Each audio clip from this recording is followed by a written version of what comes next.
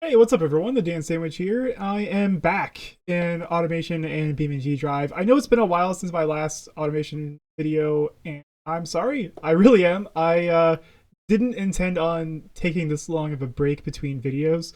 Sometimes just how life happens. But everything is okay now, honestly. I mean, just like anybody's life, it could probably be better, but uh, I'm doing okay. And so, once again, I'm sorry it took that long of a gap between videos, but I'm back now and I'm feeling better about stuff. So I should be able to get back into the swing of things as well. If you are new to this channel, if you're just checking out one of my videos for the first time, thanks for stopping by. I really appreciate it. If you have been watching my videos for a while, I appreciate that even more. That's right. If you are a long time watcher, I appreciate your its loyalty more than the people who have just joined for the first time.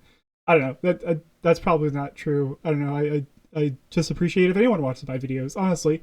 But you know what? I thought getting back into the swing of things, I would go back to doing one of my favorite things that I do in automation, and that is having the automation AI randomly generate a car, and then I take that and turn it into something else. So that's what I'm going to do today. I'm just going to go into the car designer here, toggle AI, car generation, select random car, and it's going to give us a Family Sport Premium from the year 1965 and the region of Verunia. So yeah, let's generate that car. And here we are. It doesn't look like a family car to me, but I don't know. It looks pretty cool. All right, so here's what we're working with. Definitely looks a bit like a Di Tommaso Pantera, in my opinion. Maybe like a Lamborghini, like one of their lesser known models, like the Yalpa or something like that. I wonder how this is classified as a family vehicle though. It is a 2x2, a 2+2 seater. Um, let's see. It's just probably just a very weird car overall. Let's see what we're working with here. So it is an aluminum panel material, monocoque chassis, corrosion resistant steel. It's a front engine car, so the engine's up here, which is odd for this body style. But all right, I guess that's interesting.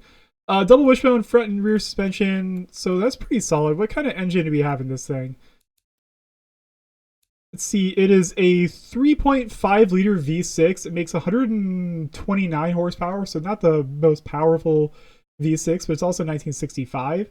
All right, yeah, let's see what we can do with this. Now, if you haven't seen one of these videos before, I basically have a wheel of car ideas that I'm going to spin, and so it's going to randomly select what I'm going to turn this car into. All right, so here is the wheel. We've got all kinds of different options on here. I'm gonna go ahead and give this a spin and see what it gives us.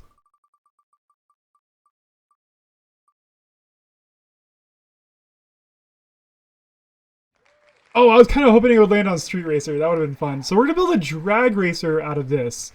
So I do have, kind of full rights to customize the vehicle as I want. And that does, in my opinion, include moving the engine. So I think to make this into a real drag racer, we're probably gonna have to move the engine to the back. And that's gonna give us a lot of wheelie potential, so that's exciting. But I am gonna keep the year the same. I think I want to leave it 1965. Build like a drag racer out of this. So that's a very interesting challenge because this body you would think would be more attuned to just a regular sports car, but we're going to turn it into a drag racer, so that's going to be really interesting, I feel. So let's go ahead and let's take a look at the rest of what the car has here. So it's rear-wheel drive, which we're going to leave it rear-wheel drive. Manual transmission. I think for a drag racer, we're going to go automatic. That's probably what is going to be best for that. Open differential, which makes sense. I think also for a drag racer as well. It has radial tires, which is not normal for the 1960s, but we are going to be using drag race tires on this to get the most out of the drag racing potential. So we're going to have to change that as well. Disc brakes front and rear, which is good. It is a semi-clad under tray, which is also good. We want some aerodynamics here. We are going to strip the interior because this is going to be a race car. And also that means stripping any safety aids or anything like that as well. But yeah, I mean, not a bad car, all things considered. It'd be interesting to see what we could do with this if we left it stock. I mean, again, having a front engine design probably not the best thing for this body style. But let's go ahead and mess around with this. So going back to the chassis, we are going to move the engine from the front to the middle. So we're going to go mid-longitudinal, which makes sense for a V6. Well, although maybe mid-transverse to kind of keep the weight a little bit closer to the middle. It's going to keep that V6 there. So I wonder, do I keep it a V6 or do I go with a V8? I guess it depends on what I can fit in there. We're going to keep it that way for now. I'm going to keep it aluminum for the panel material. Monocoque makes the most sense as well. Let's see. Are we going to save weight with anything? No. So I guess we just leave the corrosion resistant seal. That doesn't really change too much there. And because again, for a drag racer, we kind of want to go lightweight. And I think McPherson strut makes a lot of sense because we're not necessarily going for the best handling. We just want something that's going to be, actually, can we go solid axle in the front? Oh, that's going to lift it up too much. Yeah, all right. Let's keep it McPherson strut then. As far as the engine is concerned, we're going to have to upgrade this considerably. So let's just take a quick pass. It's a 3.5 liter V6. I think instead we're going to keep the size the same, or we can actually go bigger. How big can we go in this car? Because it's a 60-degree V engine, so it's going to be a little bit more compact anyway. Keeping it cast iron block. We don't want a heavy engine. It is dual overhead cam. I'm not sure how much of this stuff is realistic, so let's just not worry about that. Let's go aluminum for the head material as well. Has a heavy crank, which I think makes sense as well, but we're going to go forged steel. Again, if we're making this a drag racer, we're going to go a little bit ridiculous, so I'm not really afraid of that necessarily. It only revs to 3,700 RPM, which I guess we don't necessarily need a high revving engine as long as we can get the most power out of it. It is naturally aspirated. We're going to keep it that way because there actually isn't any turbo options since they haven't really been invented yet in 1965. We are going to go race manifold. We're going to use race parts for everything that has that option since we are building a race car, technically. So tubular race headers as well. We'll go dual exhaust, and then we're going to get rid of the mufflers. So that brings us up to 147 horsepower just by doing that. And I think we can rev quite a bit higher than the 3,700 it's at right now. So we're going to go ahead and do that. That should get a little bit more power out of this engine as well. Let's go all the way up to 5,000 RPM. There we go. So we're up to 179 already. Not bad at all there.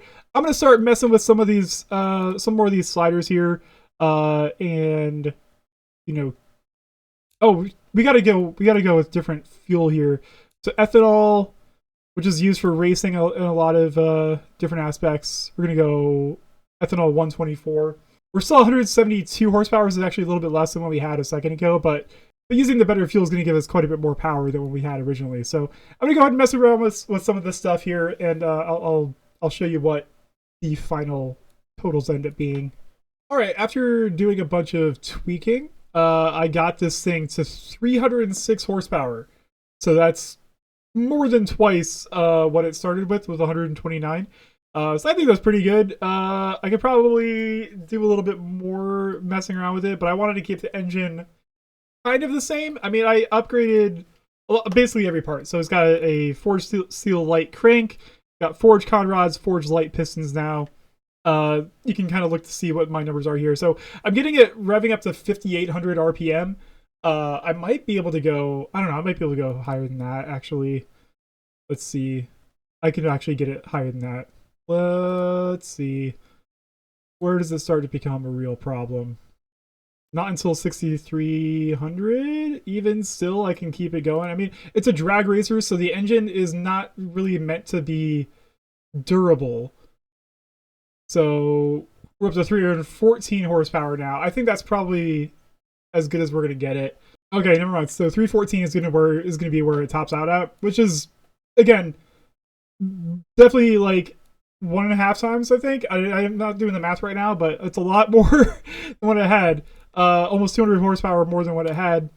Let's go ahead and hear what this thing sounds like.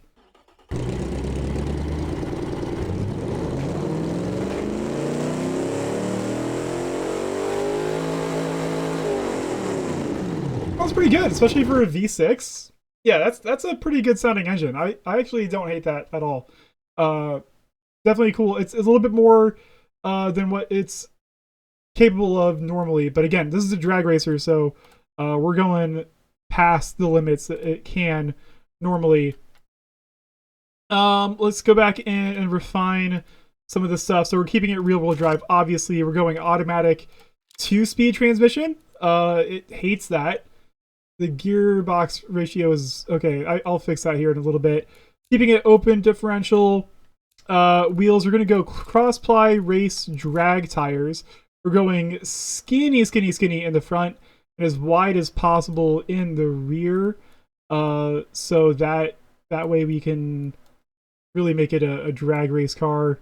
I just realized the rim material it gave us to start with is magnesium, which is crazy for a vehicle out of the factory from the 1960s, I guess. Maybe it's not. I don't know. I don't really know maybe that much about it, but I feel like that's probably crazy. All right, we're gonna go back here to the interior, going 1 seat, race interior, no entertainment, and then steering.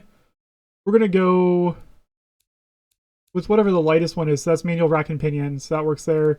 No safety. Once again, we're gonna go optimize weight to be as light as possible, and then we want to move the weight as far back to the rear as possible to enhance the amount of grip back there. I fully expect this thing to be doing some crazy wheelies once we get it to the drag strip.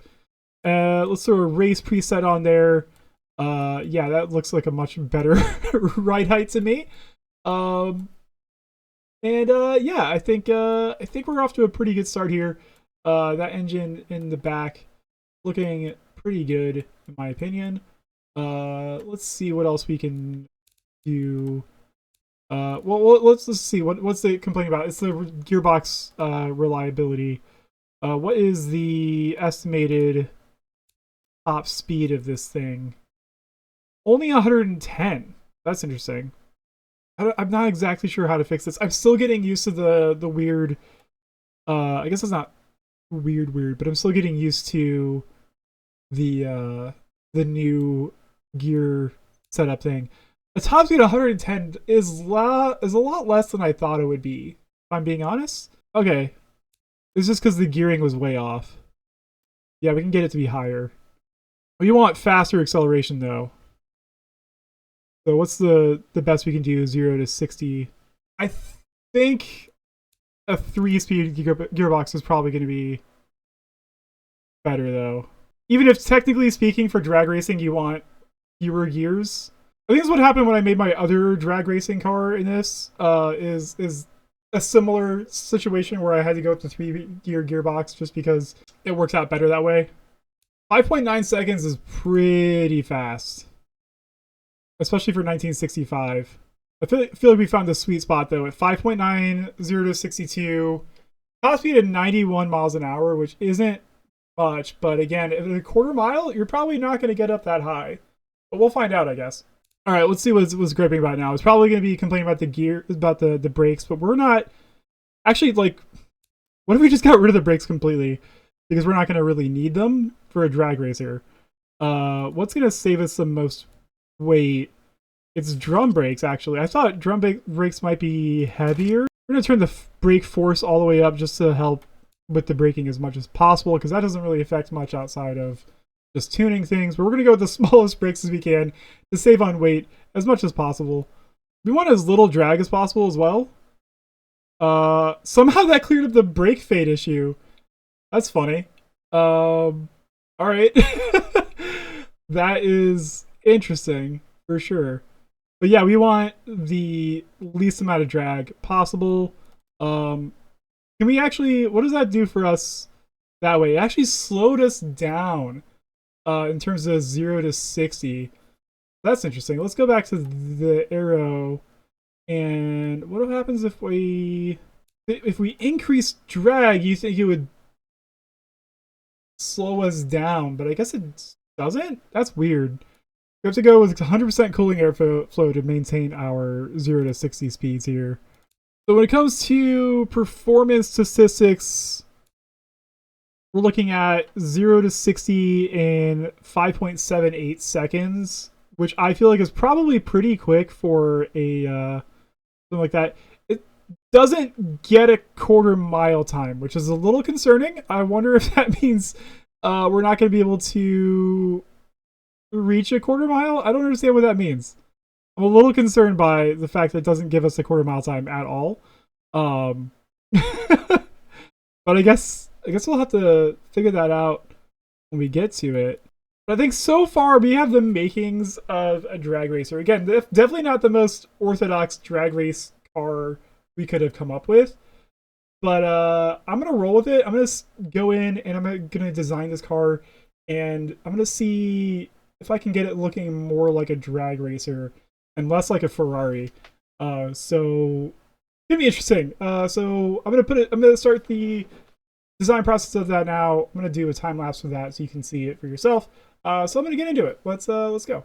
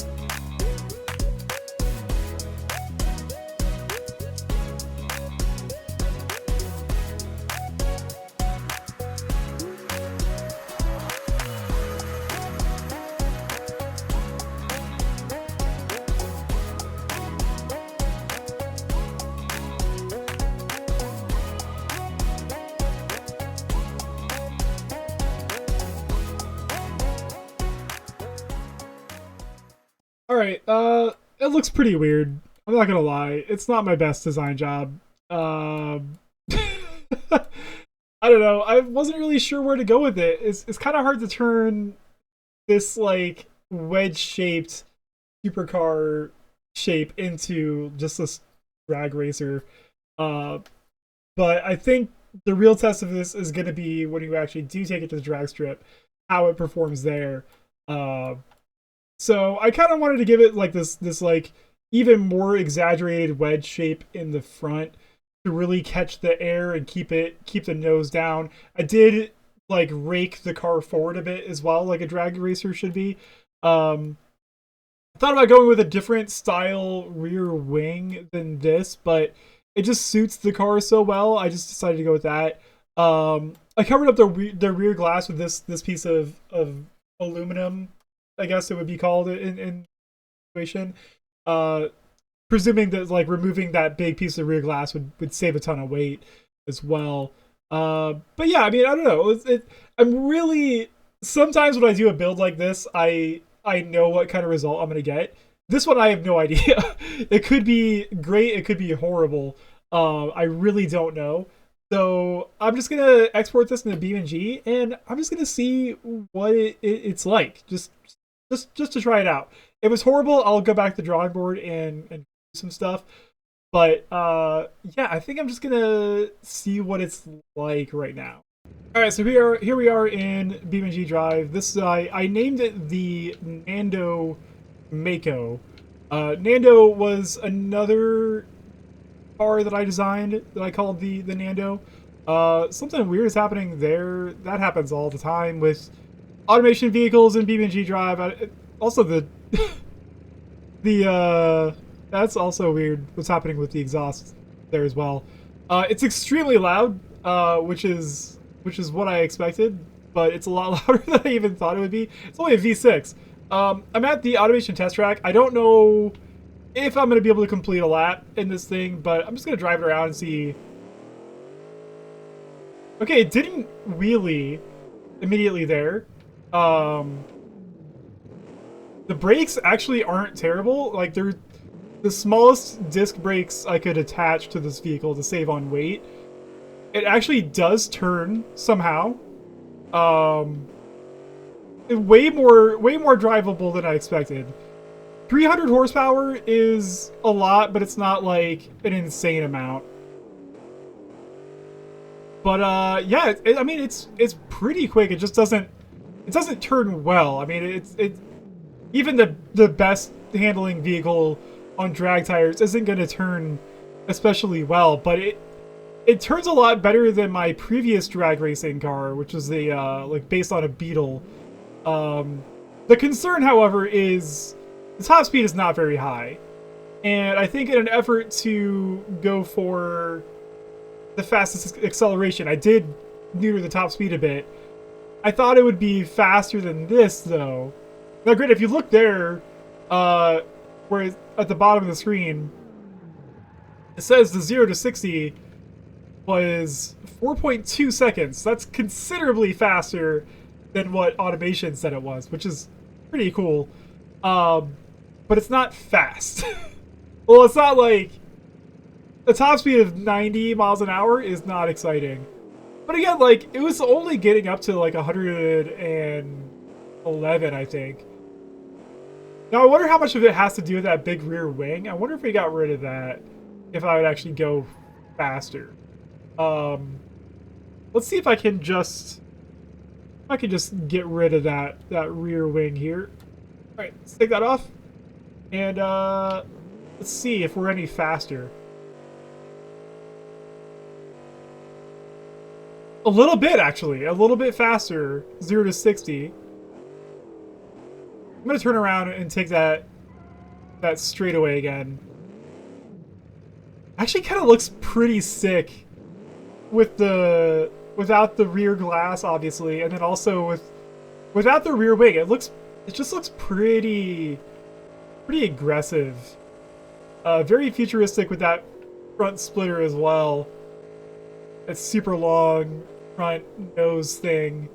Now we're going uphill right now, so I don't expect it to be that much faster. But yeah, 87 miles an hour is actually a little bit slower without the rear wing. I wonder if there's something we need to do to adjust the aero to get a little bit faster top speed. But I wonder how much that's going to affect the performance at the drag strip as well. But yeah, honestly, it drives way better than I thought it would. The wheels are clipping through the wheel covers I put on there, but again, practically speaking, those wheel covers are there for better aerodynamics at the drag strip. And the wheels aren't really supposed to be turning too much when you're drag racing.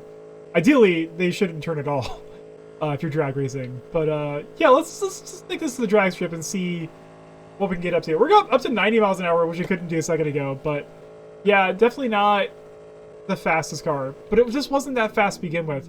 Maybe I should have gone with a different engine. I'm going to keep this version for now, and I'm going to like see what else I can do with it. I don't know how long this video is going to be. It's probably going to be super long. But we'll see. It's my first video back in a while, so I don't know what I'm doing exactly. Alright, we're at the drag strip. I'm going to see what this thing can do. Oh, look at that smoke. That's probably not good. Oh, well. Alright. Let's rev it up here. The 0 to 60 should be good. Oh, there's a wheelie. That's what I thought would happen when we get to the drag strip. But, see, yeah, the really low top speed is gonna hurt us the most here. It's a 12.6, which is pretty, I don't know, like, for 1965, a 12-second quarter mile, probably not the best, but, like, it's better than some of the cars we've done. So, let's see here. It's better than, you know, the Donk that I did a little while ago. Better than the Light Cycle, but that crashed. Let's see. I mean, it's better than a lot of the cars that I did, especially the older cars. But it's definitely not very fast by modern standards. So I wonder if I should go and revisit this and see if I can just make it a little bit better. Let's take a look at the aero and some other things like that. But we got a wheelie, which is, you know, what I expected. I'm pretty happy with the results of that. Maybe I should do like some research to see, like, all right, historically, what would have been a fast quarter mile in 1965? Because that's the thing that's hard to kind of understand is that sort of thing. And should I just keep it, even if the 0 to 60 time isn't that fast? Because like in BeamNG, it's like a second and a half faster than what it was saying in automation. So automation was saying the 0 to 60 was like 5.8 seconds, but we're doing 4.2. Let's see, on the drag strip, if I go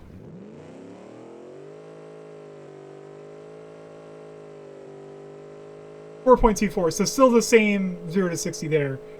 I'm going to revisit the aerodynamics. I'm going to revisit the gearing.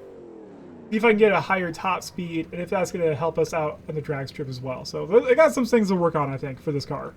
Alright, so I went back in, and I adjusted some stuff. I changed the way that the aero is set up. And also, I changed it to a manual gearbox, which doesn't really make sense in terms of like a real drag racer. Like, again, most drag race vehicles are automatics. But it does help perform better in BeamNG, in automation, that sort of thing. So it's a 5-speed manual gearbox now, so that helps with the gearing a little bit, and it does help reach a higher top speed. So that top speed is now 121 miles an hour, which is a lot faster than like the 90 that it was able to get up to before. I did a couple test runs here at the drag strip. What I discovered was... Here, let me just go back here. What I did discover was the 0 to 60 is a little bit slower, even on the prepared drag surface. So before we were getting like 421, 424, 0 to 62 miles an hour. As you can see in my tests down here, we were doing 4.63, and then the 5.3, that's on the unprepared drag surface. So a little bit slower to 0 to 60 times, but I didn't do an official drag run, but just in my testing, it seems like it performed a little bit better at the drag strip. So I think I was able to get under 13 seconds. But it definitely gets a lot faster. I could probably fine tune it a little bit further because it's only getting up to 110 at the end of the quarter mile there. So I think I might go back in and do another run where I limit the speed to 110 miles an hour, and hopefully that improves the launch time again. So I'm gonna try that one more time, and then I'm gonna see if that improves things from here. All right, so I went to the original version of the car and I tweaked it a bunch, so it should have a better balance between acceleration and speed now. But then I was like, you know what? Why not just see how ridiculous I can make this car? And so I built this engine here. It's a V12, 9.4 liter V12.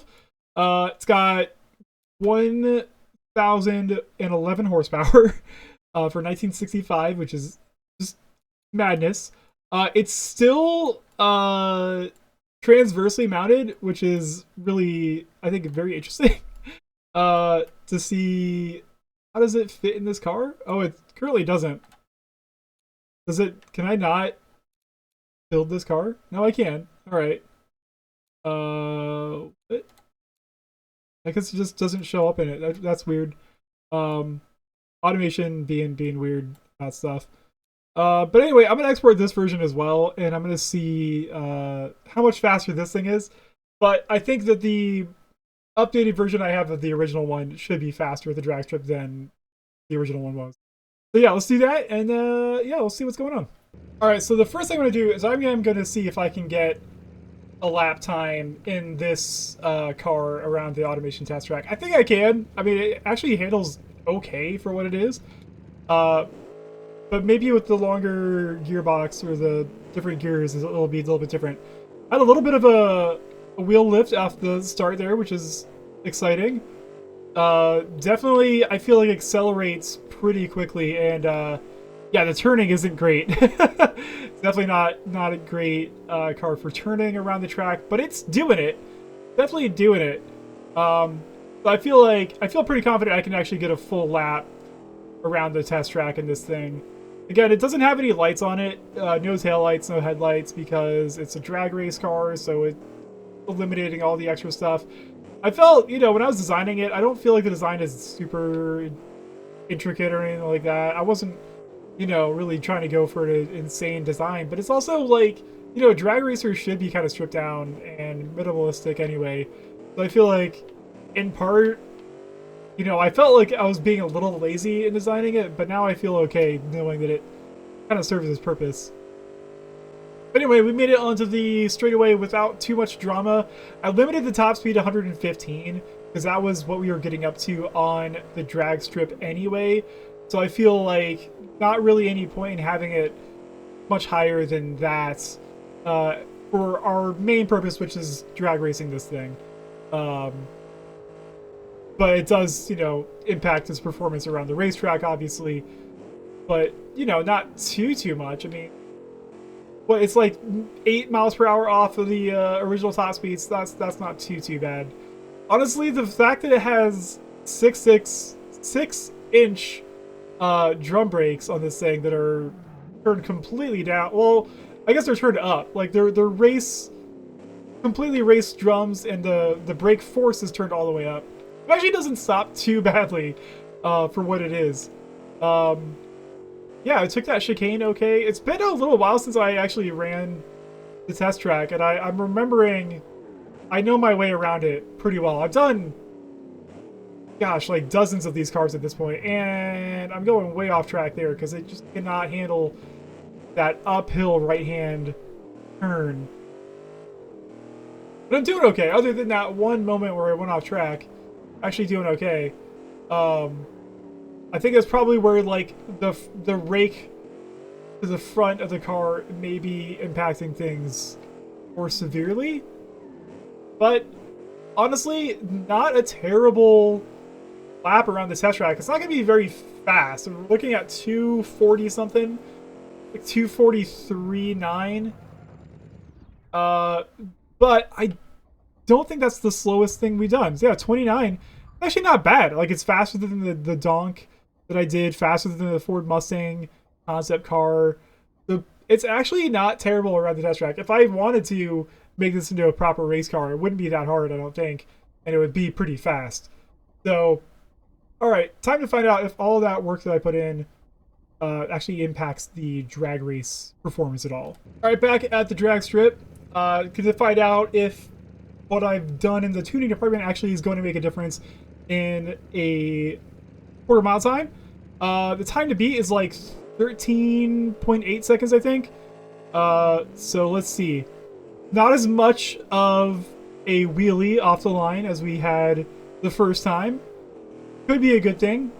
And we're getting up to 12.9. So that's like almost a whole second faster, I think, than the previous one. Let's look here. Or is it actually slower? It's actually slower. So I was faster before, 12.6 seconds. I thought it was slower for some reason. So, okay, that's interesting. So all the work that I just did was for nothing. So it turns out just going for the faster 0 to 60 time is better than going for a higher top speed, which is interesting. So I'm learning a lot. But anyway, now that we have figured that out, I'm going to go and see how much faster the V12 version of this thing is with 1,000 horsepower. It was literally my first time driving it. It's a lot quieter than the V6 somehow. I thought this would be just unbearably loud, but it's not. All right. So literally my first time driving this. Let's see how much faster this thing is. Oh my god! Huge wheelie off the line there.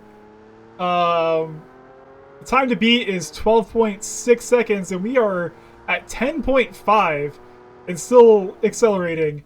That's crazy. So there we go. Quite a bit faster. I mean, triple the horsepower, I think, of the other version. That's faster than the drift car I turned into a race car as well. It's pretty fast. Pretty fast. I'm happy with that. All right. So last thing, but not the least, I'm gonna take these cars off of the car jump arena. All right, so we're at the car jump arena. This is the V6 version, the original version that I made here. Gonna pull this up to the line here. Once again, thank you so much for watching. For those who, again, this is your first video of mine you checked out. Hi, thanks for checking me out. If you want to subscribe to the video or subscribe to the channel and like the video, that'd be pretty cool. If you don't feel like doing that, all right, whatever. I'm not gonna tell you what to do. But that does help me, at least. I don't know how it helps me, but everyone says it helps me grow the channel. Oh yeah, here we go. I'm gonna take the V6 version off the jump first, and then I'm gonna be doing the V12. So here we go. Yeah, it's capped at 115 miles an hour, but it's gonna go faster downhill most likely. All that aero and stuff like that, I wonder how it's gonna affect the launch off the jump. We're going 116. It's just flat. It's just super flat. And yeah, nothing broken at all. We're gonna stop here and just come to a complete stop at the end of the jump. So completely drama free. Like nothing in the car is even really broken at all. I mean, the front wing kind of pushed up into the other front wing, but like I can drive this car around, no problem. So interesting. I wonder if the V12 version is gonna fare as well, or if it's gonna be a bigger issue. But let's find out. I can't get over how much quieter this thing is. Like barely any engine noise at idle at all. I wonder what that's about.